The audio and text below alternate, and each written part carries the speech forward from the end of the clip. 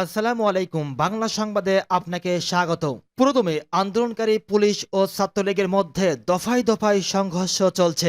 জানিয়ে দেব আমাদের হাতে থাকা সর্বশেষ গুরুত্বপূর্ণ আপডেট সংবাদ। রক্ত মারিয়ে কোনো সংলাপ নয়, সরকারের সংলাপের প্রস্তাব প্রত্যাখ্যান কোটা আন্দোলনকারীদের। এদিকে আন্দোলনকারীদের সঙ্গে আলোচনায় বসছে সরকার, বিচার বিভাগীয় তদন্ত কমিটি গঠন। আরও জানিয়ে দেব উত্তরায় গুলিতে আন্দোলনরত 4 জন নিহত। এরপর জানিয়ে দেব রামপুরায় বিটিভি ভবন ও পুলিশ ফাঁড়িতে ব্যাপক আগুন। আরও থাকছে শাটডাউন সমর্থনে বিএনপি পন্থী আইনজীবীদের বিক্ষোভ। জানিয়ে দেব রাজধানীর কানাডিয়ান ইউনিভার্সিটি ভবনে আটকে পড়া পুলিশ সদস্যদের হেলিকপ্টার দিয়ে উদ্ধার। এবং সর্বশেষ জানিয়ে দেব থমথম অবস্থা মতিঝিলে, ব্যাংক লেনদেনে ভাটা। রক্ত মারিয়ে কোনো সংলাপ নয়, সরকারের দেওয়া সংলাপের প্রস্তাব প্রত্যাখ্যান কোটা আন্দোলনকারীদের। কোটা আন্দোলনকারীদের সঙ্গে আলোচনায় বসতে সরকার রাজি বলে আইনমন্ত্রী আনিসুল হকের বক্তব্যের প্রতিক্রিয়া দিয়েছে বৈষম্য বিরোধী ছাত্র আন্দোলন। সংগঠনের অন্যতম সমন্বয়ক হাসনাত আবদুল্লাহ সামাজিক যোগাযোগ মাধ্যম ফেসবুকে এক স্ট্যাটাসে জানিয়েছেন, রক্ত মারিয়ে কোনো সংলাপ নয়। আন্দোলনের আরেক অন্যতম সমন্বয়ক সার্জিস আলমও পৃথক স্ট্যাটাসে প্রশ্ন রেখে বলেছেন, একদিকে গুলি আর লাশ, অন্যদিকে সংলাপ। আমার ভাইয়ের রক্তের উপর দিয়ে কিভাবে সংলাপ হতে পারে? আন্দোলনকারীদের সঙ্গে আলোচনায় বসবে সরকার, বিচার বিভাগীয় তদন্ত কমিটি গঠন। কোটা সংস্কারের দাবিতে আন্দোলনরত শিক্ষার্থীদের সঙ্গে আলোচনায় বসবে সরকার। আইনমন্ত্রী আনিসুল হক আজ বৃহস্পতিবার প্রথম আলোকে বলেছেন, এই আলোচনার জন্য 2 জন মন্ত্রীকে দায়িত্ব দেওয়া হয়েছে। আইনমন্ত্রী আজ বেলা 2টার দিকে বলেছেন, আন্দোলনরত শিক্ষার্থীরা যখনই আলোচনায় বসতে রাজি হবেন তখন এই আলোচনা হবে। তিনি জানান, তাকে ও শিক্ষামন্ত্রী মহিবুল হাসান চৌধুরীকে শিক্ষার্থীদের সঙ্গে আলোচনার জন্য দায়িত্ব দেওয়া হয়েছে। এদিকে শিক্ষামন্ত্রী প্রথম আলোকে বলেছেন, আজ বিকেলেই বৈঠকটি হতে পারে। শিক্ষার্থীদের আন্দোলন চলাকালে গত মঙ্গলবার দেশের বিভিন্ন জায়গায় সংঘর্ষে 6 জন নিহত হয়েছেন।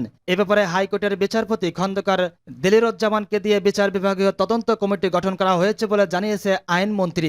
অন্যদিকে কোটা নিয়ে আপিল বিভাগে আগামী 7 আগস্ট শুনানির দিন নির্ধারিত করেছেন। শুনানির সময় এগিয়ে আনার জন্য আগামী রোববার আদালতে সরকার পক্ষে আবেদন করবে বলে জানান আইনমন্ত্রী। উত্তরায় গুলিতে আন্দোলনরত 4 জন নিহত। সারা দেশে ডাকা কমপ্লিট শাটডাউন কর্মসূচির অংশ হিসেবে রাজধানীর উত্তরায় বিভিন্ন এলাকায় আন্দোলন করেছে কয়েকটি বিশ্ববিদ্যালয় শিক্ষার্থীরা। এ সময় পুলিশের সঙ্গে সংঘর্ষে 4 জন নিহত হয়েছে বলে জানা গেছে। বিষয়টি নিশ্চিত করেছেন বাংলাদেশ মেডিকেলের চিকিৎসক ডাক্তার রকনুজ্জামান। বৃহস্পতিবার 18 জুলাই বেলা 11টার উত্তরার বিএনএস সেন্টারের সামনে আন্দোলনকারীদের সঙ্গে পুলিশের সংঘর্ষের ঘটনা ঘটে। এ সময় আন্দোলনকারীদের দিকে সাউন্ড গ্রেনেড, টিয়ারশেল ও রাবার বুলেট নিক্ষেপ করে পুলিশ। আজ সকাল থেকেই বিক্ষোভ শুরু করে আন্দোলনকারীরা। উত্তরার আজিমপুর বাস স্ট্যান্ডের দিকে অবস্থান নেয় তারা। অন্যদিকে বিএসএস সেন্টারের সামনে অবস্থান নেয় পুলিশ। আন্দোলনকারীরা বিএনএস সেন্টারের দিকে আগালে পুলিশ তাদের উপর সাউন্ড গ্রেনেড, টিয়ারশেল ও রাবার বুলেট নিক্ষেপ শুরু করে। এতে ছত্রভঙ্গ হয়ে যায় কোটা আন্দোলনকারীরা। এছাড়াও রাজধানীর মিরপুর 10 নম্বর সোনের আকটা, কাজলা ও যাত্রাবাড়ি, মেরুল, বাড্ডা সহ আরও কিছু জায়গায় সংঘর্ষের ঘটনা ঘটেছে। আবার কোথাও কোথাও আন্দোলনরত শিক্ষার্থীদের সঙ্গে সংঘর্ষ এখনও চলছে বলে জানা গেছে। গত বুধবার 17 জুলাই সন্ধ্যায় নিজের ফেসবুক পেজে এক বিবৃতিতে কমপ্লিট শাটডাউন কর্মসূচি ঘোষণা করেন আসিফ মাহমুদ। বিবৃতিতে তিনি বলেছেন, শিক্ষার্থীদের শান্তিপূর্ণ আন্দোলনের উপর হামলার প্রতিবাদ, সন্ত্রাসমুক্ত ক্যাম্পাস নিশ্চিত ও এক দফা দাবিতে 18 জুলাই সারা দেশে কমপ্লিট শাটডাউন ঘোষণা করছি। আসিফ মাহমুদ বলেছেন, শুধু হাসপাতাল ও জরুরি সেবা ব্যতীত কোনো প্রতিষ্ঠানের দরজা খুলবে না, অ্যাম্বুলেন্স ব্যতীত সড়কে কোনো গাড়ি চলবে না। সারা দেশের প্রতিটি স্কুল, কলেজ, বিশ্ববিদ্যালয়, প্রাইভেট বিশ্ববিদ্যালয়, মাদ্রাসা শিক্ষার্থীদের আহ্বান জানাচ্ছে আগামীকালকের কর্মসূচি সফল করুন। রামপুরায় বিটিভি ভবন ও পুলিশ ফাঁড়িতে আগুন। কোটা সংস্কার আন্দোলনকারীদের কমপ্লিট শাটডাউন কর্মসূচি চলাকালে বাংলাদেশ টেলিভিশন বিটিভি ভবনে আগুন দেওয়া হয়েছে। তবে কে বা কারা এই আগুন দিয়েছে তা এখনও নিশ্চিত হওয়া যায়নি। এ সময় সেখানে কিছু আন্দোলনকারীকে দেখা গেলেও আইন শৃঙ্খলা রক্ষাকারী বাহিনীর কেউ ছিল না। এছাড়াও ভবনের সামনে পার্কিং স্টেশনে কয়েকটি গাড়ি ও মোটরসাইকেলে আগুন দেওয়া হয়। এদিকে রামপুরা পুলিশ ফাঁড়িতেও অগ্নিসংযোগের খবর পাওয়া গেছে। সেখানে অন্তত 10টি মোটরসাইকেলে আগুন জ্বলতে দেখা গেছে বলে জানিয়েছে বিবিসি সংবাদদাতা। শাটডাউন সমর্থনে বিএনপিপন্থী আইনজীবীদের বিক্ষোভ। চলমান কোটা সংস্কার আন্দোলনে শিক্ষার্থীদের ডাকা কমপ্লিট শাটডাউনের সমর্থন জানিয়ে বিএনপিপন্থী আইনজীবীরা বিক্ষোভ মিছিল করেছেন। বৃহস্পতিবার 18 জুলাই দুপুরে ঢাকার জজকোর্ট প্রাঙ্গণে 2 শতাধিক বিএনপিপন্থী আইনজীবী এই বিক্ষোভ মিছিলে অংশগ্রহণ করেছেন। এ সময় চলমান কোটা সংস্কার আন্দোলনে কমপ্লিট শাটডাউন কর্মসূচির সমর্থন জানিয়ে বিভিন্ন রকমের স্লোগান দিতে থাকেন আইনজীবীরা। বিক্ষোভ মিছিল ঢাকা আইনজীবী সমিতি থেকে শুরু করে মহানগর দায়রা জজ আদালত, চিফ মেট্রোপলিটন ম্যাজিস্ট্রেট আদালত প্রাঙ্গণ ঘুরে আবারও ঢাকা আইনজীবী সমিতির নিচে গিয়ে শেষ হয়।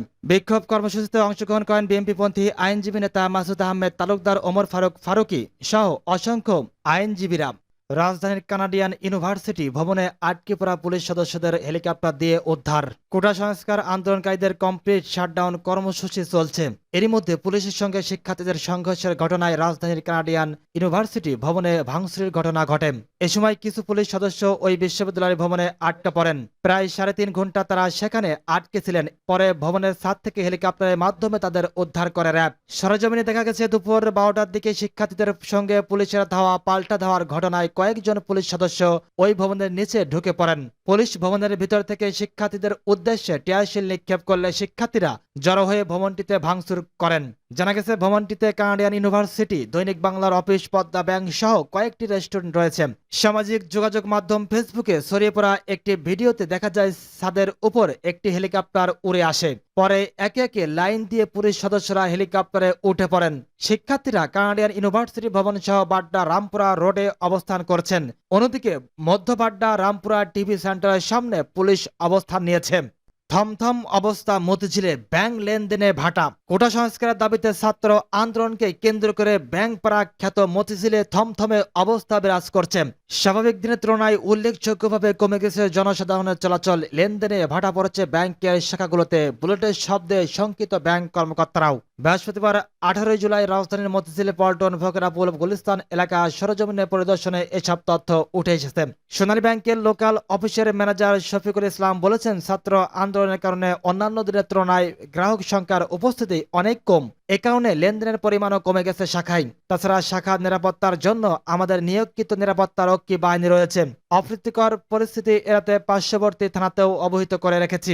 মতিঝিল এলাকা ঘুরে দেখা যায় চলাচলের প্রধান বাহন এখন রিকশা, সিএনজি এবং প্রাইভেট কার। তারাও নিজেদের নিরাপদ মনে করছেন না। শঙ্কিত রিকশা চালকরাও অনেকক্ষণ অপেক্ষা করেও গণপরিবহনে খোঁজ পাননি রাব্বি সজল। এদিকে দক্ষিণবঙ্গের গুরুত্বপূর্ণ ফকিরাপুল বাস স্ট্যান্ডে কোনো বাস দেখা যায়নি। ফকিরাপুরের জনতা ব্যাংকে লেনদেনের চিত্রেও ফুটে উঠেছে ছাত্র আন্দোলনের প্রভাব। নিয়মিত যেখানে 15 থেকে 20 জন গ্রাহক লাইনে দাঁড়িয়ে থাকেন, সেখানে আজকে কাউন্টারে মাত্র 2 জন। তবে ব্যাংক কর্মকর্তারা বলেছেন লেনদেন স্বাভাবিক। শাখা ম্যানেজার সাব্বির আহমেদ শিমুল জানান, এই শাখাতে মূলত বিমানের টিকিট কেনাবেচাকারী গ্রাহকরা টাকা জমা দিয়ে থাকেন।